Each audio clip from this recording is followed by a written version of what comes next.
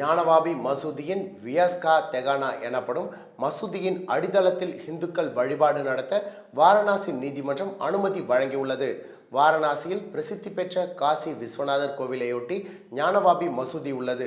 அந்த மசூதி கோவிலை இடித்து கட்டப்பட்டிருப்பதாகவும் அதை மீண்டும் இந்துக்களிடம் ஒப்படைக்க வேண்டும் என்றும் வாரணாசி நீதிமன்றம் மற்றும் அலகாபாத் உயர்நீதிமன்றத்தில் வழக்குகள் தொடரப்பட்டுள்ளன.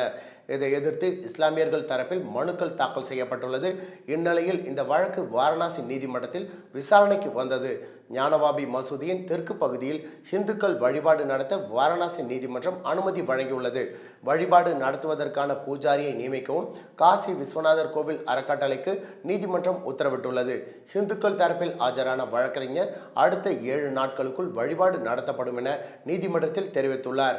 இந்த நிலையில் வாரணாசி நீதிமன்ற உத்தரவை எதிர்த்து ஞானவாபி மசூதி நிர்வாகம் மேல்முறையீடு செய்ய உள்ளதாக தெரிவித்துள்ளது.